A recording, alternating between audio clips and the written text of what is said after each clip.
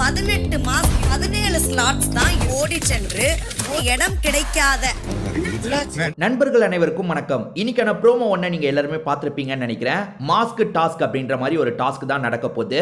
பார்வதி தான் வந்து டாஸ்கோட rules regulation என்னன்றதை படிக்கிறாங்க. ஸோ நான் இந்த டாஸ்க் எதை பத்தினதுன்றதை சொல்றேன்.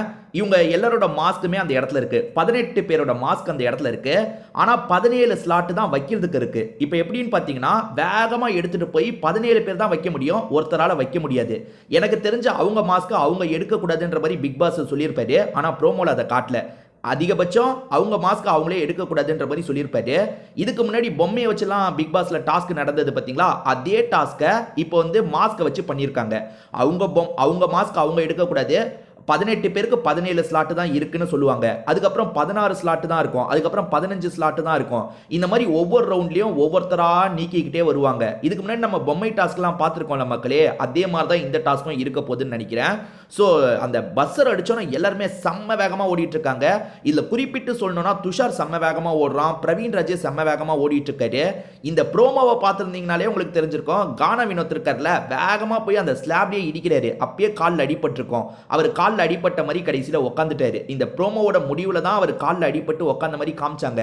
ஆனால் ப்ரோமோவோட ஸ்டார்டிங்லேயே அவர் இடிச்சது நமக்கு தெளிவாக தெரியுது. நீங்கள் ஸ்லோ மோஷனில் பாருங்களேன், அவர் இடிச்சது நமக்கு தெளிவாக தெரியுது.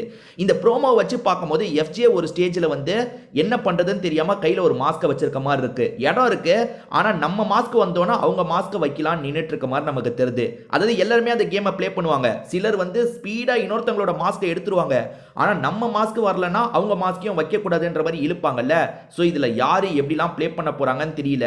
இதில் ஒரு குரூப் கண்டிப்பாக ஃபார்ம் ஆகுங்க. இப்போ பார்வதி எடுத்துக்கிட்டிங்கன்னு வச்சுக்கோங்களேன், திவாகர் கூட தான் சுற்றிட்டு இருக்காங்க, கலையரசன் கூட நடுவில் சுற்றிட்டு இருக்காங்க. ஸோ இவங்க சீக்கிரமாக வெளியே போகிறதுக்கான வாய்ப்பு தான் பிரகாசமாக இருக்குது. ஏன்னா கனி சைடு எடுத்துக்கிட்டிங்கன்னா சபரி, கனி, விக்ரம் கூட இப்போ அந்த டீம் மாதிரி தான் தெரியுறாரு. ஸோ நிறைய பேர் இருக்காங்க. அவங்க வந்து அவங்களுக்குள்ள பேசி ஒவ்வொருத்தராக வச்சுக்கிட்டே வரலாம். ஆனால் என்னதான் இருந்தாலும் இந்த குரூப் எல்லாம் சேரவும் வாய்ப்பு இருக்கு, உடையவும் வாய்ப்பு இருக்கு. ஏன்னா ஒரு குரூப் இருக்கும், நமக்காக அவன் பண்ணுவான்ற மாதிரி நினைச்சிட்டு இருப்பாங்க.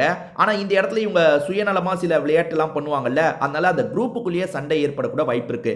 இந்த ப்ரோமோவோட முடிவுல கானா வினோத்துக்கு காலில் அடிப்பட்ட மாதிரிலாம் நமக்கு காட்டுறாங்க.